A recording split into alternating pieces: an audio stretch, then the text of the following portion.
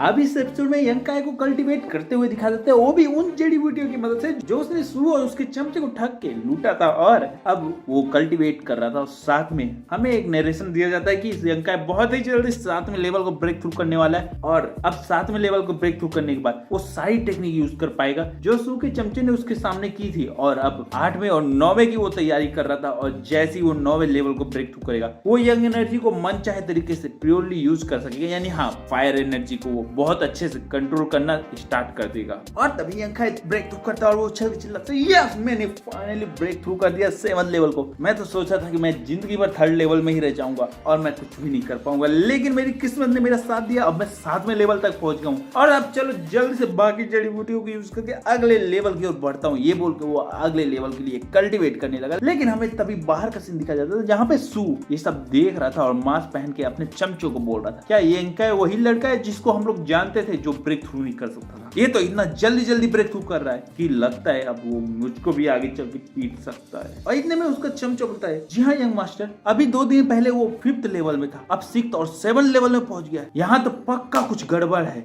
या फिर ये बहुत खतरनाक है। तभी दूसरा चमचा बोलता है, यंग मास्टर सू हमको रात को ऐसे ये हरकतें करना शोभा नहीं देता है, अगर किसी को पता चला तो हमारी कितनी बेइज्जती हुई। तभी सू बोलता है कि अगर इसकी कल्टीवेशन ऐसी बढ़ती रही ना तो फिर सुबह हमारी कैसे पिटाई होगी, उसके बारे में सोचा है? और उसके बाद हमारी कितनी बदनामी होगी, जरा उसके बारे में भी सोचा है? और फिर सू आगे बोलता है, जो प्लान हमने आज बनाया है वो आज रात को ही पूरा करना है, वरना कल सुबह हम लोग का पिटना पक्का है। लेकिन इतने में चमचा बोलता है, लेकिन यंग मास्टर अगर किसी को पता चल गया कि रात को हमने यंकाई पे हमला किया है तो फिर हमारी इज्जत किसी ने नहीं करना है, ये भी जरा सोच लेना है। जिस पे सू बोलता है, चुप करो, मेरा प्लान है, मैंने फुल प्रूफ बनाया है तो चुपचाप अमल करना है और बाकी मेरी बात सुनना है और उल्टा सीधा कुछ नहीं करना है, और जो बच्चा इधर उधर होगा वो मैंने देख लेना है। इस पे सू बोलता है, बकवास बंद करो, कौन सा मैंने इसको जान से मारना है? मेरा तो बस इतना सिंपल सा प्लान है, इसको पकड़ के इससे पूछना है कि आखिर ऐसा क्या चाल चल रहा है, यानी ऐसी कौन सी जादुई छड़ी पा गया जो तेरा कल्टीवेशन इतना तेज से बढ़ रहा है। बस इतना ही पूछना है और नहीं बताएगा थोड़ा बहुत पीट देना है और उसके घर की हमको छानबीन करना है। समझ में आया? बस इतना ही प्लान है और तुम लोग को अमल करना है। पर इतने में चमचा बोलता है, लेकिन अगर पकड़े गए यंग मास्टर तो फिर क्या होगा? इस पे सू बोलता है,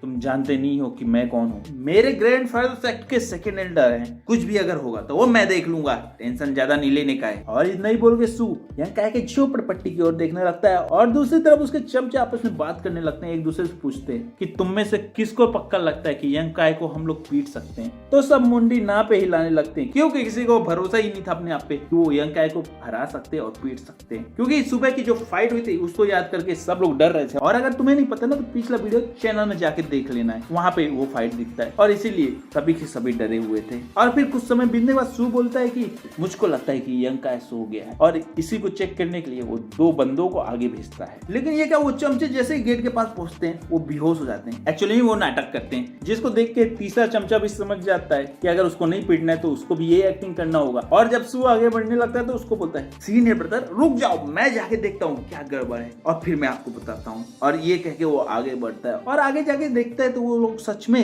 बेहोश होने की एक्टिंग कर रहे थे। तो वो भी सोचता है कि पीटने से अच्छा है कि एक्टिंग ही कर लेना है और वो भी एक्टिंग करने लगता है, सीनियर ब्रदर मेरा सर घूम रहा है, यहाँ जहरीली गैस है, जल्दी से भाग जाओ, और ये बोल के लुढ़क जाता है। और ये सब देख के सू बहुत चक्कर रह जाता है। लेकिन सू फिर कुछ सोचता है और बोलता है, अच्छा बेटा मेरा मजाक उड़ा रहे हो, मुझको पता है कि तुम लोग यंकाई से लड़ना नहीं चाहते हो इसलिए एक्टिंग कर रहे हो। और उनको पास जाके उनको लात मारने लगता है और बोलता है, अगर इतना ही डरते हो तो बोल सकते हो, और उनको लात मार के दूर करता है और खुद गेट खोलता है। और गेट खोलते ही ये क्या, जो जहरीली गैस यंकाई के लिए दवा का काम करती है उसके नाक में चली जाती है और वो खुद बेहोश होकर गेट पे ही गिरने लगता है। जिस पर तीनों चमचे बोलते हैं, वाह सीनियर ब्रदर वाह, अगर आपको ही इतना डर लगता है और एक्टिंग करना रहता है तो हमारे सामने ही शेर क्यों बनना रहता है, सीधा सीधा बोल सकते थे, फालतू में एक्टिंग करने की क्या जरूरत थी। और सू के पास जाके वो मजाक करने लगते हैं और मजाक उड़ाने लगते हैं, जिस पे सू मुंह कमा के बोलता है, अरे गोधो मेरा सच में सर घूम रहा है, जहरीली हवा सच में अंदर से आ रही है और जल्दी से यहाँ से मुझको ले चलो। लेकिन इतनी देर में वो जहरीली हवा उन पे भी असर करने लगती है और वो आपस में ही लड़ने लगते हैं क्योंकि उनका दिमाग बिल्कुल काम करना बंद कर दिया था और उनको छलावा होने लगा था और उल्टा सीधा काम वो करने लगते हैं। तभी बाहर की लड़ाइयों से यंकाई का ध्यान बाहर की हो जाता है और तुरंत वो अपने फर्नेस को छुपा लेता है और बोलता है, हाँ आज इस जहरीली गैस का मैं बच गया।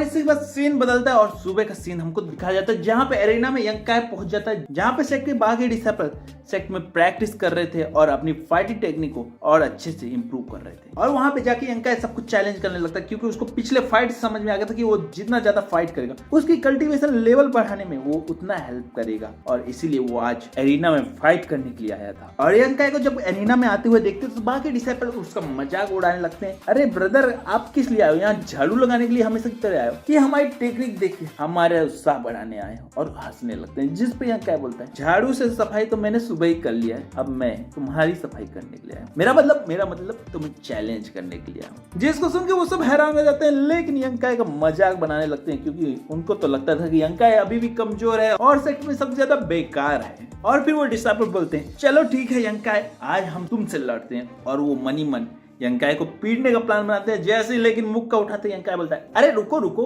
सेक्ट के रूल तो पहले याद है ना, चलो एक बार मैं फिर से बता ही देता हूँ। जैसा कि तुम सबको पता है कि सेक्ट के रूल के हिसाब से अगर तुमने आज मुझसे लड़ लिया तो अगले 5 दिन तक तुम किसी और से लड़ नहीं सकते हो, ना ही मेरे से दोबारा लड़ सकते हो। लेकिन हाँ, अगर तुम एक साथ मेरे से लड़ने आते हो तो आज तुम मुझसे लड़ सकते हो, लेकिन अगर तुम में से कोई एक लड़ने आएगा तो वही फायदा उठा सकेगा। तो सोच लो, एक साथ आना चाहते हो कि अकेले आना चाहते हो? जिसको सुन के सेक्ट के सारे डिसाइपल जो एरिना में थे वो बोलते हैं, जी हाँ ब्रदर यंकाई, आप बिल्कुल सही बोल रहे हैं। और इसके बाद यंकाई बोलता है, तो चलो आज मैं तुम सबको इकट्ठा चैलेंज करता हूँ और तुम सारे मेरे से लड़ने आ जाओ और इस मौके का पूरा फायदा उठाओ और कंट्रीब्यूशन पॉइंट पा जाओ। और अब कंट्रीब्यूशन पॉइंट का नाम सुन के सारे डिसाइपल आगे बढ़ते हैं, जिसमें से एक डिसाइपल यंकाई को मुक्का मारता है, लेकिन उसको कुछ नहीं असर होता क्योंकि उसका शरीर लोहे जैसा हो गया था और सामने वाले का अभी भी हड्डी था और उसको दर्द हो गया। और डिसाइपल बोलता है, अरे यार, ये तो लोहे में मैंने हाथ मार दिया, मुझको ऐसा क्यों लगा? लेकिन तभी पीछे से आवाज आती है, वो बोलता है, तुम इस कचड़े डिसाइपल से कैसे हार सकते हो? इसको तो मैं चुटकियों में हरा सकता हूँ। अगर तुम इससे हारते हो तो तुम इससे भी कमजोर हो सकते हो। और यंकाई ऐसा कमजोर तो इस सेक्ट में कोई है भी नहीं। लेकिन उसकी ये बात सुन के यंकाई पहले उस पे मुक्का चला देता है और उसको ही एलिमिनेट कर देता है। इसीलिए बड़े बुजुर्ग बोलते हैं ना, बीच में फालतू में नहीं कूदा जाता है। और ये देख के सारे डिसाइपल झिझक जाते हैं और पीछे हटने लगते हैं। लेकिन यंकाई बोलता है, अरे तुम लोग डर क्यों रहे हो? मैं तो सेक्ट का सबसे कमजोर डिसाइपल हूँ और वो अकेला आया था और तैयार नहीं था, इसलिए पीट गया। अब तुम सारे मेरे ऊपर आके अटैक करो। जिसको सुन के उनको ये बात सही लगती है और सारे अटैक करने लगते हैं। और यंकाई एक एक करके सबको डॉज करता है और ले दनादन पीटने लगता है, जिसको देख के सारे डिसाइपल डरने लगते हैं। लेकिन कुछ जमीन में पड़े थे और बचे खुचे अब लड़ नहीं पा रहे थे। और अब इतना पीटने के बाद सारे डिसाइपल वहां से भागने लगते हैं। कुछ तो लंगड़ा के भागते हैं, कुछ लोग ऐसे ही भागते हैं और कुछ घसीट के भाग जाते हैं। जिसको देख के यंकाई सोचता है, मैंने कुछ ज्यादा तो नहीं डरा दिया। और अब सीन हमको सुयान का दिखाया जाता है, जहाँ पे वो अपने चमचे से बात कर रहा था और वो बोल रहा था कि आखिर यंकाई इतना तेजी से कल्टीवेट कैसे कर रहा है और इतना ताकतवर कैसे हो रहा है, आखिर ऐसा क्या राज है जो हमको नहीं पता है। और वो स्मेल ऐसी कौन सी बूटे की जिसका सर घूम रहा था। लेकिन तभी वो मार खाए हुए डिसाइपल वहां पे आते हैं और बोलते हैं, सीनियर ब्रदर सू, यंकाई ने हमको बहुत पीटा है, प्लीज हमको बचा लीजिए। और ये सब देख के सू को बहुत गुस्सा आ रहा था, क्योंकि उसको समझ आ गया था कि यंकाई कल्टीवेशन लेवल अब बहुत ज्यादा बढ़ चुका है, लेकिन वो कुछ कर भी नहीं सकता था और उसका प्लान हर बार फेल हो जा रहा था। ये सब सुयान सोच ही रहा था कि उसका चमचा बोलता है, मुझको तो पक्का लगता है कि ना यंकाई कोई शॉर्टकट अपना रहा है, तभी तो उसका कल्टीवेशन इतना तेजी से बढ़ रहा है। और याद है ना, उसके रूम से एक अजीब से जड़ी बूटियों का स्मेल आ रहा है, पक्का उसी के कारण इसको ताकत मिल रहा है। और इसके आगे कुछ बोलता है कि लंगड़ाता हुआ डिसाइपल भी उसकी ओर आता है और बोलता है, बॉस यंकाई ने मुझको पीट दिया है। जिसको देख के सुयान बोलता है, ये यंकाई मैं तुझको छोड़ूंगा नहीं, तू मेरे चमचे करके पीट रहा है, मैं समझ रहा हूँ तू क्या करना चाहता है, लेकिन फिक्र मत कर, मैं तुझको मच्छर जैसे जल्द ही मसल दूंगा। और ये सब देख के उसका सबसे महत्वपूर्ण चमचा ये सोचता है कि अब सब पीट गए तो अगला नंबर उसी का होने वाला है। इस पे वो आगे बढ़ के बोलता है, दुनिया में जो आता है वो एक दिन चला जाता है, गुस्सा करना सेहत के लिए अच्छी बात नहीं होता है और जिंदगी में लोगों को दुश्मन बनाने का मतलब ही क्या होता है। बॉस चलो ना यंकाई से हाथ मिला के क्यों ना सब भुला के अपनी जिंदगी हम लोग आगे बढ़ाते हैं। वो सीधा सीधा अपने आप को बचाना चाहता था, इसलिए ये सब बोल रहा था। और ये सब देखे सू बड़ा ही गुस्सा होता है और उसको पीटते हुए बोलता है, तू मेरी साइड है कि उसकी साइड है, पहले तू ये फैसला कर ले, वरना यंकाई पीटे ना पीटे तू आज अच्छे से पीटेगा और जल्दी से मुझको यंकाई को हराने का प्लान तू बता दे। बस इतना बोलता है और उसके बाद उसको पीट के छोड़ता है। अब इसको देखे सू के चमचे को भी समझ में आ गया था कि ये सू का कुछ नहीं हो सकता है और वो फिर एक और प्लान उसके कान में बताता है और उसके बाद सू बोलता है, तुम्हें पक्का यकीन है कि ये प्लान काम करेगा? जिस पे वो बोलता है, यस ब्रदर ये प्लान 100% काम करेगा। और इसके बाद सीन बदल जाता है और हमें यंकाई को दिखा जाता है जो बैठ के कल्टीवेट कर रहा था और सोच रहा था वो 7 लेवल में पहुंच गया है। अब उसके सोल स्टोन में एक और चैप्टर खुल